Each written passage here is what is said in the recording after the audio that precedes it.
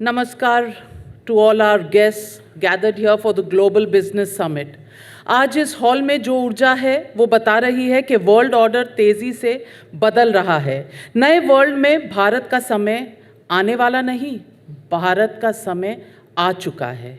बतौर एडिटर जब मैं रोज़ न्यूज़ रूम में हेडलाइंस तय करती हूँ तो इसे महसूस करती हूँ और मैं आप सबके सामने कहना चाहती हूँ कि ये न्यू इंडिया आज हम सब के कर कमलों से और एक लीडरशिप से यहाँ चल रहा है।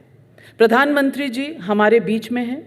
इनकी एक बात हमेशा मुझे प्रभावित करती है कि इनका स्केल और स्पीड पर फोकस रहता है। पहले हम चर्चा करते थे कि दुनिया में क्या हो रहा है, लेकिन आज दुनिया चर्चा करती है कि भारत में क्या हो रहा है।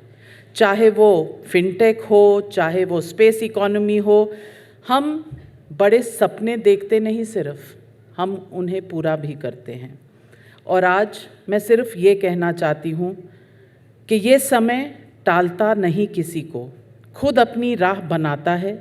जो आँख मिलाए समय से वही इतिहास रचाता है।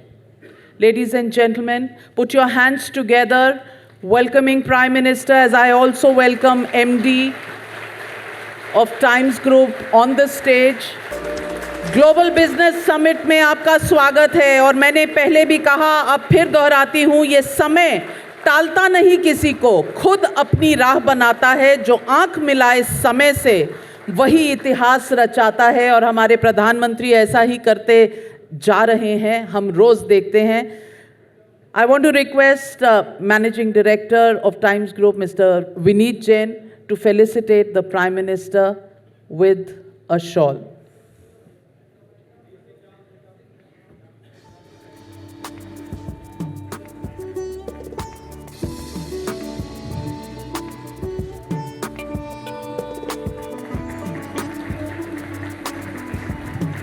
It's time to invite you to the podium, Mr. Vineet Jain, for your welcome address to the Prime Minister.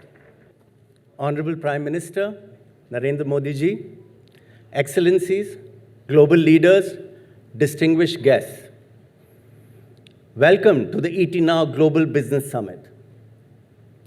A decade ago, this platform was about exchanging ideas. Today, it is a platform which is helping us navigate a world being reshaped economically, technologically, and geopolitically. The theme for the 10th edition of the Global Business Summit is a decade of disruption, a century of realignment. And at the center of that realignment stands India. I'm deeply honored to address this esteemed gathering at the ET Now Global Business Summit in the presence of our visionary leader, Prime Minister Modi.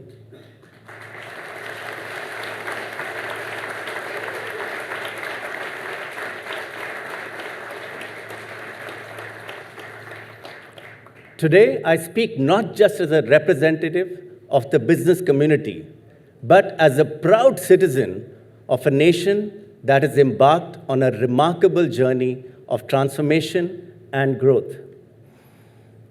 Under your dynamic leadership, India has transitioned from a land of aspirations to a nation of achievements.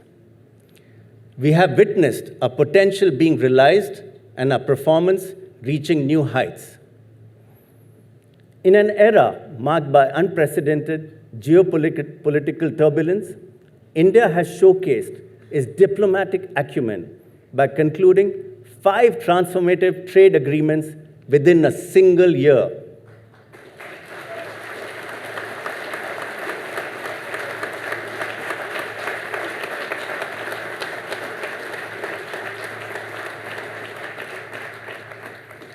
These agreements with the United States, European Union, United Kingdom, New Zealand, and Oman have positioned India as a bridge builder in a fractured world.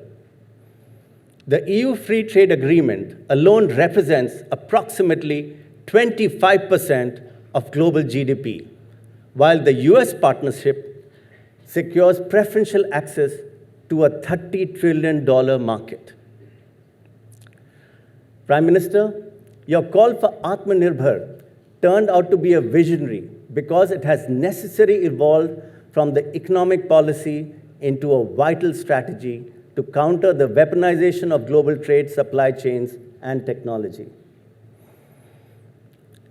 The physical transformation of India is breathtaking. Our national highways have added more than 50,000 kilometers over the last 10 years. 7 high-speed rail corridors will soon connect our major cities as growth connectors.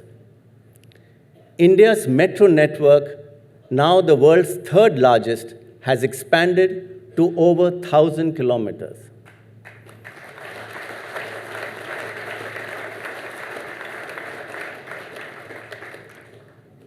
India's digital revolution has been spectacular.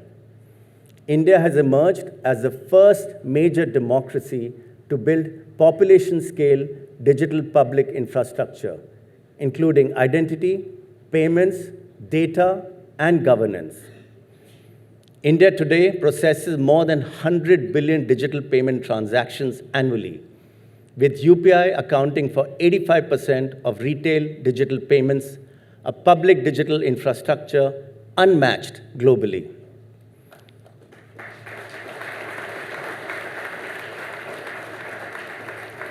Given the increasing competition and monopolization of tech businesses by global giants, India should target building globally competitive businesses in tech and media sectors, such as digital media, social media, tech platforms, marketplaces, commerce and transactions, enterprise software, and agentic AI. Media provides the foundation for businesses to build brands and communicate services. And foreign-owned businesses currently control over 60% of overall advertising spends in India.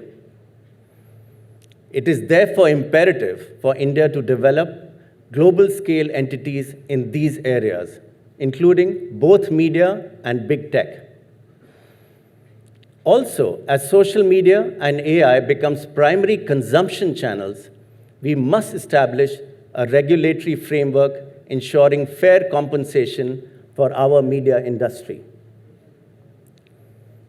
India has moved decisively into frontier technologies that define economic sovereignty with the India's semiconductor mission for chip manufacturing and design, and the India's AI and national quantum missions preparing for the next-gen technologies.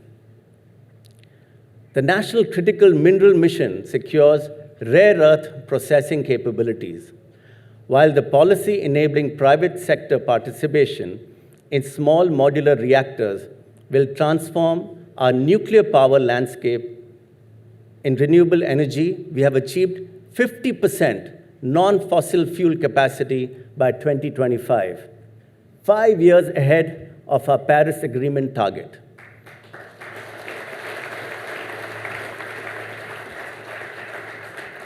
With our solar energy driving our ambitious 500 gigawatts non-fossil fuel capacity goal. I truly believe that this is just the beginning. Today, more than 1,700 global capability centers have flourished in India. They are employing nearly 2 million professionals today. It is believed that by 2030, India will be home to more than 2,400 GCCs.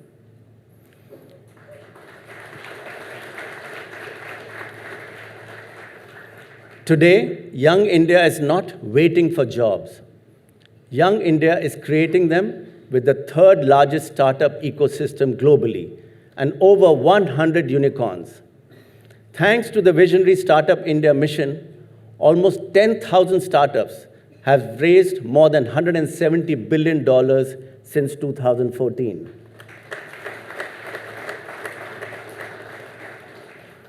India has become the 4th nation to succeed in space docking experiments, With over 300 operational space startups, we are democratizing space, technology, and fostering innovation. Since PM's announcement on Independence Day last year, over 350 reforms have been rolled out across sectors. GST 2.0 simplified taxation and reduced compliance burdens. The historic Income Tax Act 2025, replacing the 1961 Act, streamlines provisions and reduces litigations. Implementation of the new labor codes will modernize the workforce and boost formal jobs. These achievements represent more than just statistics. They represent dreams fulfilled, lives transformed, and a nation confident in its destiny. As India moves steadily towards Viksit Bharat at 2047, the defining feature of this journey is not ambition alone, but confidence in execution. Over the past decade, India has demonstrated that democracy and decisive governance can move together, that development and delivery reinforce each other. Today, India is not just a passive participant in the global order. It is an active shaper of it, and is guided by continuity, credibility, and conviction. This is India's moment, and it is being shaped with purpose. As the ET Now Global Business Summit completes its first decade, it does so at a time when the ability to institutionalize resilience may be the defining economic skill of our era. Nations that can convert disruption into strength and uncertainty into strategy will define the century ahead. Honorable Prime Minister, you have given India confidence. You have given India clarity. You have given India ambition. India does not ask whether it can rise. India declares to the world that it is rising.